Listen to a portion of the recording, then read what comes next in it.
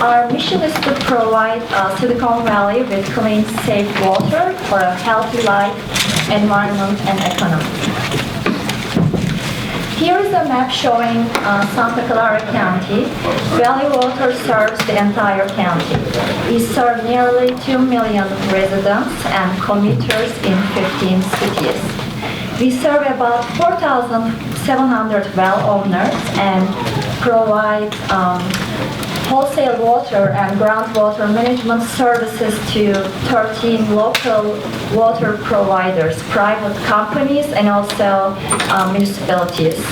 And these companies, they deliver the drinking water directly to homes and businesses throughout the county.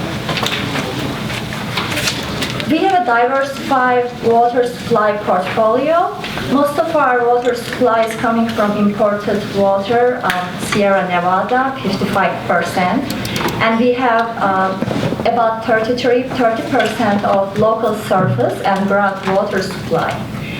Rest of our water is 10% is through water conservation, and another 5% is a non-potable recycled water, and we are moving towards increasing it to 10%. Our infrastructure stretches all the way from San Francisco Bay Area down to the San Luis Reservoir, providing water to multiple locations along the way. Our district effectively manages 10 dams and surface water reservoirs. We have 4 water treatment plants. 3 of them are conventional drinking water plants and 1 recycled water facility. We have 3 pump stations, nearly 400 acres of groundwater recharge pumps, and also over 250 miles of streams. We opened our Purification Center in March 2014. This facility was built in partnership between BAYWORK and City of San Jose. This is the largest of its kind in Northern California. This plant was designed to improve existing recycled water quality by lowering the salinity TDS level in the existing recycled water in South Bay Water Recycling System. So this recycled water can be used on a wider variety of landscapes and also help industrial customers reduce their operating costs. So in addition to this, improving recycled water quality, this plant also expands our water supply and serves as a demonstration project, producing 8 million gallons a day recycled water, and this water can be used to replenish our groundwater supplies and also supplement drinking water in the future. This is a process diagram for our Purification Center. So Advanced Purification Center treats secondary effluent coming from the San Jose Santa Clara Regional Wastewater Facility. This nitrified secondary effluent coming from the regional wastewater facility goes through our influent pumps and 300 micron auto strainers and into our 0.1 micron microfiltration system. Before the auto strainers, we are injecting chloramines to prevent biological growth on our membranes.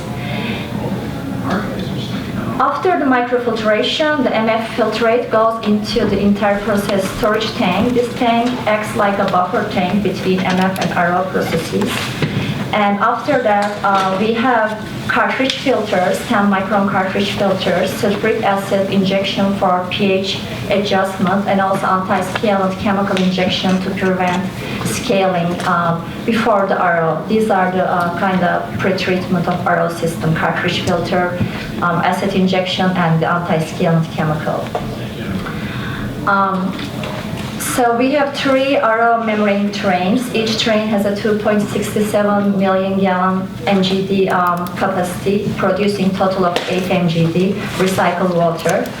And after RO system, the water goes through a decarbonation system to strip excess carbon dioxide from our permeate water and increase the pH in product water. We also inject some caustic for corrosion control and pH stabilization after decarbonation. So after that, RO permeate is disinfected by UV light. UV exposure inactivates the pathogens so they do not live or grow in our pipes and they don't harm people and pets. So this product water from UV system is stored in 2.25 million gallon stainless steel product water storage tank.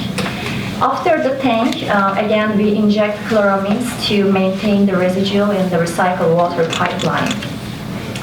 And our product water flows into the transmission pump station of the City of San Jose and blends with City of San Jose's Title 22 tertiary effluent, and then goes into the recycled water pipeline.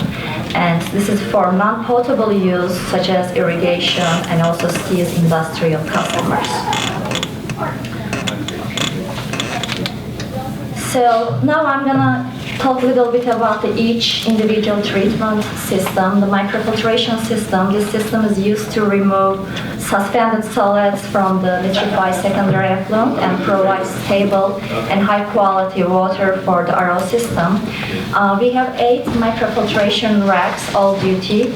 Each of the rack has 112 modules with 32 GFT flux rate. This flux rate has been increased from the original flux of 26 GFT to meet the current demand in the recycled water. These are outside-in flow pattern hollow fiber membranes. The water quality going into the microfiltration membrane is a secondary effluent, so our turbidity ranges between 3 to 10 NTU, and sometimes we get seasonal spikes around 40 NTU. Our incoming TDS levels are between 750 to 950 milligram per liter TDS. And after the microfiltration, our turbidities decrease down to like 0.2 NTU. This is actually our permit limit, Title 22 permit limit that our product water has to be less than 0.2 NTU, but actual turbidity levels are around 0.05 NTU. We don't see any TDS change after microfiltration. Our SDIs are less than 3. The wastewater from microfiltration system goes into the headworks of the regional wastewater facility. RO system consists of 3 RO trains, all duty. This is a 2-stage RO system, and each train has 80 pressure vessels. First stage has 52, second stage has 28, and each vessel holds 7 membrane elements. These are 8-inch membranes.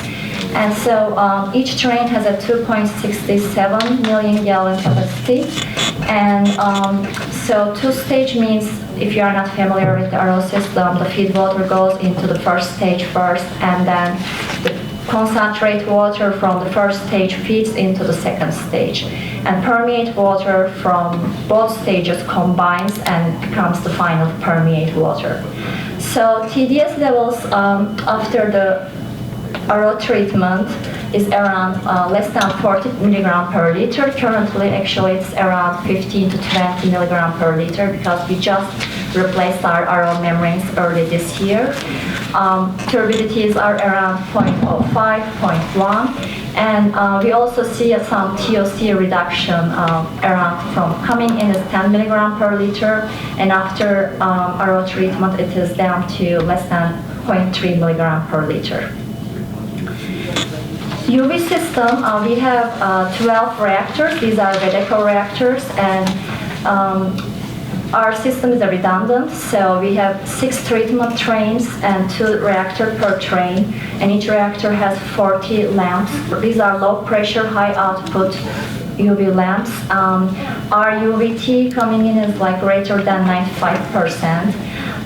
So each reactor has also UV intensity sensor and automatic wiping system to clean the quartz sleeve of these UV lamps. We also have a dedicated cleaning system with the phosphoric acid. So after the UV treatment, water goes into the product water storage tank, and we do our daily coliform sampling per our Title 22 permit, and our TDS levels are less than 60 milligram per liter. So, like I said, our plant came online almost 6 years ago, and soon after the plant commissioning, our membranes started falling, and they were performing very poorly. We see some like rapid decrease in our permeability and also increased conductivities and feed pressures in our system. So some of these startup issues, of course, high recovery rate due to our flow meter calibration problems, and also we were doing frequent CIPs, our antiscalant selection wasn't the right one, and we had to optimize our pH. So these are all contributed into the poor performance of our system right after the plant commissioning. And so as you all know, as membranes age, overall performance is declining, and the typical replacement target for these membranes in water reuse application is around 5 to 7 years. So first year of operation, we had to make a lot of changes and modifications to our system, so these membranes could last actually 5 to 7 years. Otherwise, if we didn't make any of those changes, we probably had to replace our membranes within 3 years. So our facility starts operation at 85% recovery rate. This is our design recovery. And however, like I said, within 2 months of after the startup, we experienced poor performance through our membranes. Our feed pressures increased from 130 psi to above 200 psi. Within 2 months, and we see a lot of decline in like permeability and poor salt rejection. So within 7 months, we had to decrease our recovery rate first to 83% and then to 80% to meet our Title 22 permit limits and also produce high quality permeate water. So in July 2014, based on our water quality samples, we were collecting samples from every single step of the process. So we start seeing some of the permeate flow meters and reject flow meters weren't actually reading accurately. Permeate flow meter was reading 15% lower than the actual flow reading. So we were actually producing more permeate water and delivering more permeate flow. Of course, running these RO system at a higher design flow rate, our recovery rates were actually 88% recovery.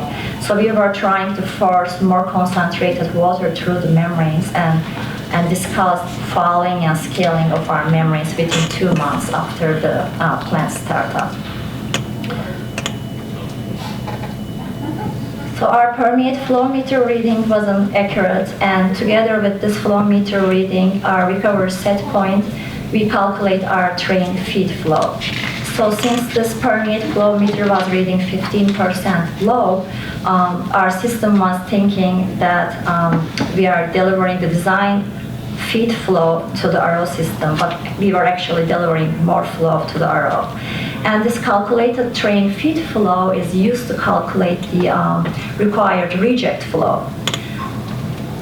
So our system was delivering the reject flow rates, actually processing 15% more feed flow at 88% recovery rate, so which concentrates our feed water 7.7 times versus our design concentration of 6 points. Yes. Do you know what kind of flow meter was in use? I don't. That's okay. But that's a question for our operations, and I can easily find out that answer. Don't sweat it. No, okay.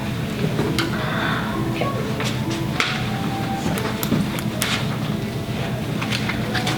So going back to this one, actually, so our operations start calibrating and checking. After we discover this issue, we start checking and calibrating all the flow meters in the RO system in 2014. And also we start doing weekly accuracy checks in 2015.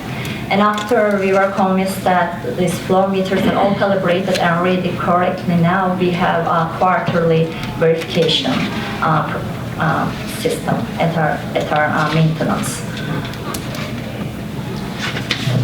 So other one is the frequent CIPs. Because our membranes were performing poorly, we had to do CIPs almost every month.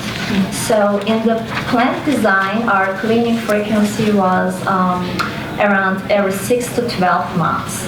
But because of the heavy falling, our operations had to clean these membranes. They were trying all different cleaning chemicals and procedures to recover membranes permeability and then within the manufacturer's specifications. And our feed pressures increased by 10 to 20% from the startup condition. We had a decreased permeability by 30%. Normally CIPs are done when the permeability is decreased around 10 to 15% from the startup condition. Because we were doing, our permeability was down to 30%, of course it was a lot harder to clean these scales from the membranes because it was a very heavy falling. So 3 months later we pulled out a couple elements, sent them to autopsy to outside agency, and then they discovered some heavy silica scaling as well as a lot of biological organic scaling on the first stage. So that time, during the first year, we had the RO consultant. Because our district is mostly, we are a drinking water agency. So we didn't have a lot of expertise in recycled water and membranes. So we had to hire experts to help us troubleshoot and also help us with startup. Our consultant recommended a couple of cleaning chemicals and procedures. We performed CIPs exactly described in their procedures, and then at first everything was looking fine, but almost a month after the CIPs, we see a rapid decline in our permeability again, and then feed pressures this time increased around 220 psi, and our system shut down. So this was around, our system started March 2014, and this was still happening around like June, July of 2014, the same year. And so we started looking into other things like, okay, recovery rate. Now we are lowering our recovery rate. Can we adjust our pH, change our antiscalant? Because it looks like our antiscalant is not really doing what it's supposed to do. It's not preventing scaling. So one of the autopsy results show that there is a lot of calcium phosphate scaling, and I'm going to show you this table because if you see our design values versus the water quality samples we collected, some of the parameters increased from the design numbers. So this plant was designed to treat 790 milligram per liter TDS, but currently our TDS levels are up to 900. Same with iron, we see higher iron levels, and silica numbers double from 12 to 24. Same with phosphate, and calcium levels are looking okay. However, our autopsy results show a lot calcium phosphate scaling together with silica, some iron, and also biological falling in the autopsy results. So we had this evidence of calcium phosphate and silica, and we know calcium phosphate actually catalyzed the silica scaling. So even we had a lower concentrations of silica, if we have high iron and calcium phosphate, this could actually increase the potential of silica scaling. So according to our consultant, we start looking into how to clean the calcium phosphate first, and then they said the current antiscalant we are using is actually a phosphate-based antiscalant, so this could be contributing to our scaling problem. So we decided to change our antiscalant per their recommendation. However, we also knew that there are so many antiscalant products available in the market, so I'm going to talk about this later, that the pilot study we completed for the Antiscalant Selection. So we switched to Antiscalant, and the second Antiscalant showed better performance. Now our CIP frequency was around 6 months, not monthly, every 6 months, which is, we are happier, but we are not there yet. We just want to do it maybe yearly CIP like other agencies. So we done another autopsy, and the second autopsy showed there is a lot of silica scaling that with our harsh chemical cleaning, because normally we do CIPs with caustic and citrate. So our last CIP was with this special chemicals targeting silica, but it wasn't able to clean the silica completely from the membrane surface. So then they said, now we have a permanent damage on our membranes that we can never recover back to the original levels for the feed pressures and permeability. So antiscalants, added our water to, help with the scale formation. So they, help the mineral salts to get more slippery, and then they don't scale on the membrane surface. So our original antiscalant, it was selected based on the low bid price. We had 2 options given by our design engineers, and our procurement selected the lowest bid. And so it didn't prevent scaling, and we switched to another antiscalant per our consultant recommendation, and then we decided to do a pilot study. So we did 2 years of antiscalant pilot study. We evaluated 5 different antiscalant products from different vendors. And during this pilot study, we released this RO pilot unit from another agency, Oneida County. It was a 2 parallel train pilot units, so we were able to test 2 different products at the same time. So during the evaluation of this antiscalants, we actually increased our recovery rate to 82 and pH to 6.9. So our original plant was operating 80% recovery, and the pH was 6.8. And so we just decided to challenge these chemicals, so that if they were performing good on a higher recovery rate, then we knew that it would be even better on a lower recovery rate. So after that, we selected our current antiscalant. We would like to do more studies in the future, because there are other available antiscalants, and we would like to optimize our dose rates.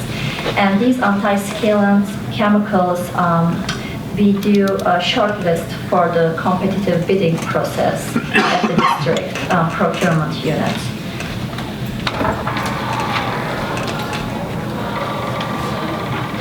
So, other thing is sulfuric acid. We added prior to the antiscalant injection to lower the feed water pH to this desired level that our antiscalant is actually more effective controlling the scale formation. So the required pH is basically driven by the antiscalant selection and optimization. So because our design pH was 7 with our original antiscalant, when we switched to the recommendation from our consultant, we lowered it to 6.9. And after the pilot study, because we tested 2 different pH levels, we proved that the current antiscalant performs better, the best at pH levels of 6.8.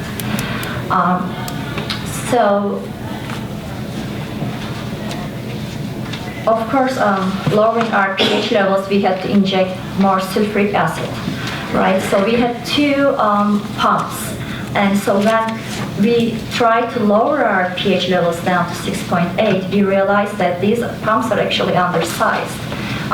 If we want to adjust our pH less than 2007, running all 3 RO trains, it's not possible. We had to run the spare pump with both pumps at the same time.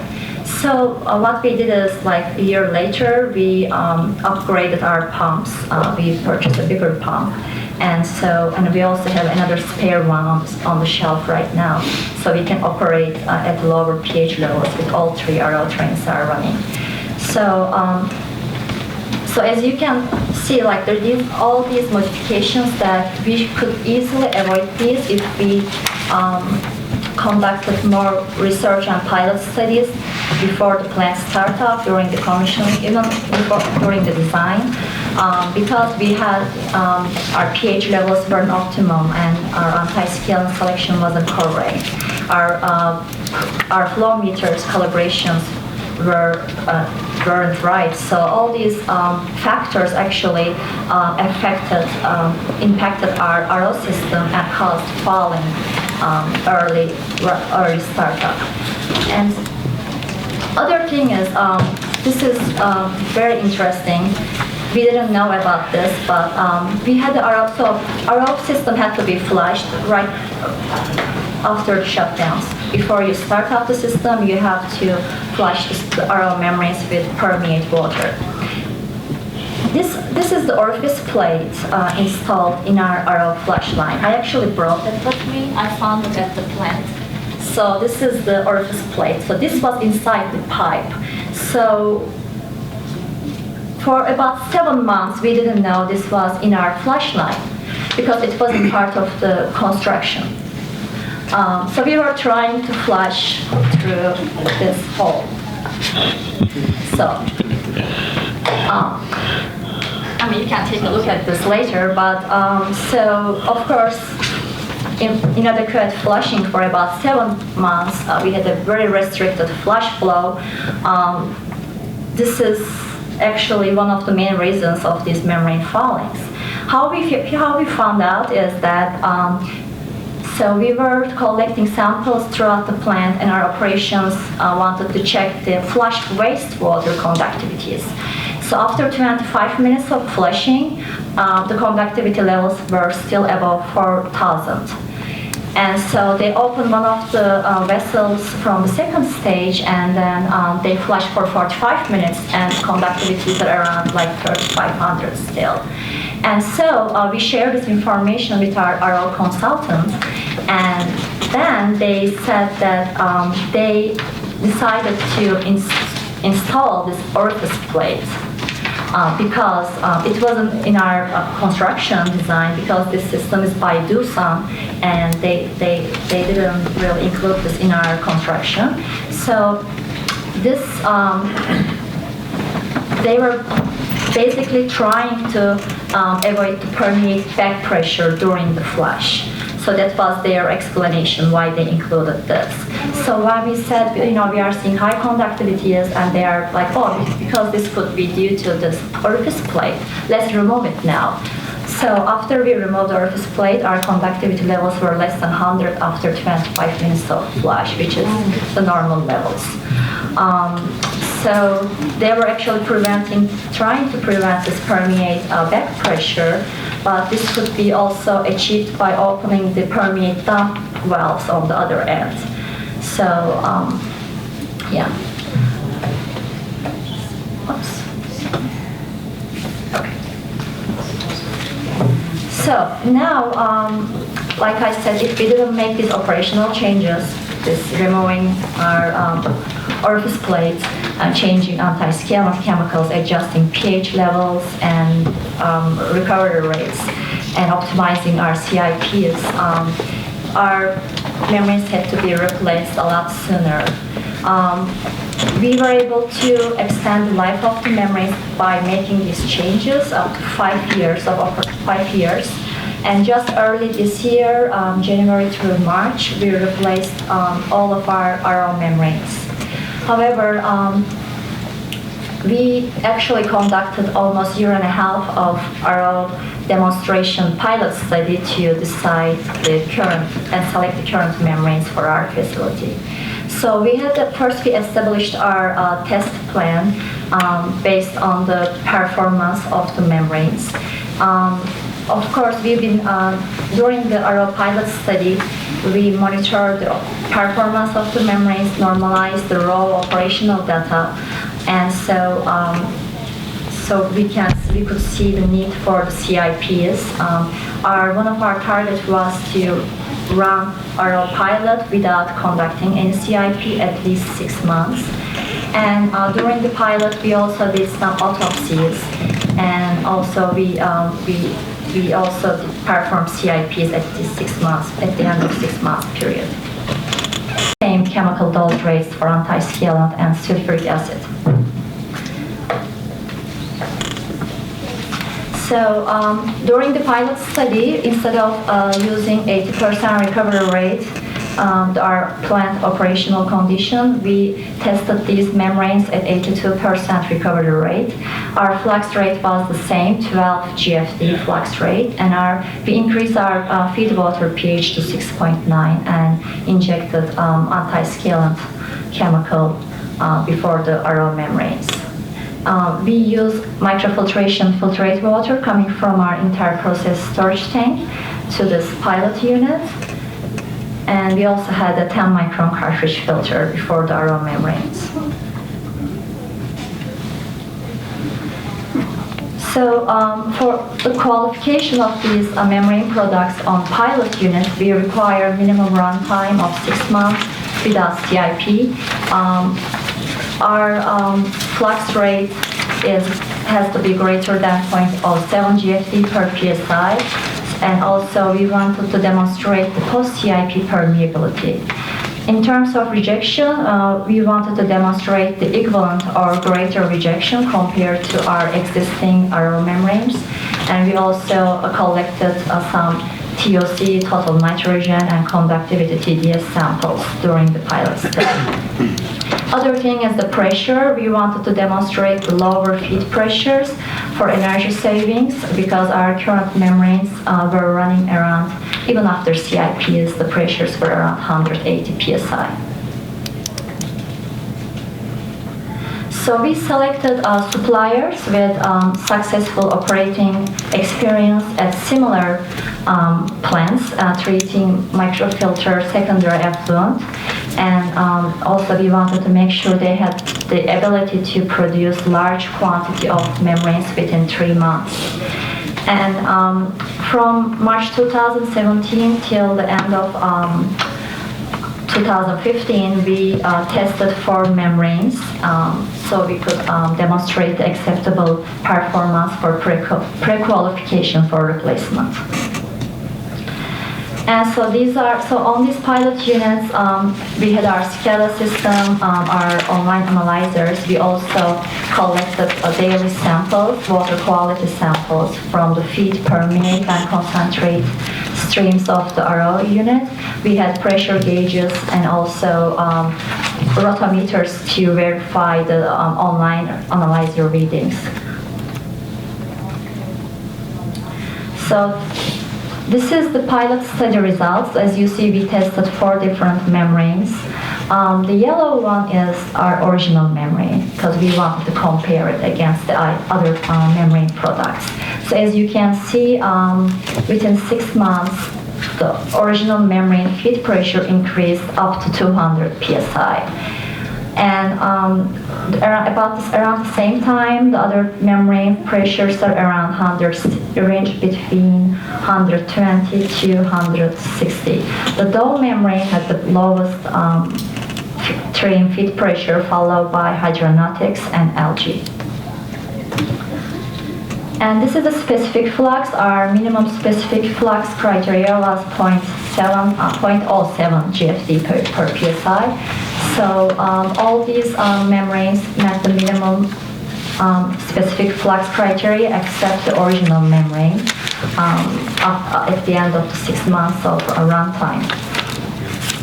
Lale, what color is the algae? Algae is the gray. Yes, and Dow is blue. Yeah. So as you see, the Dow again has the best performance in terms of the flux rate.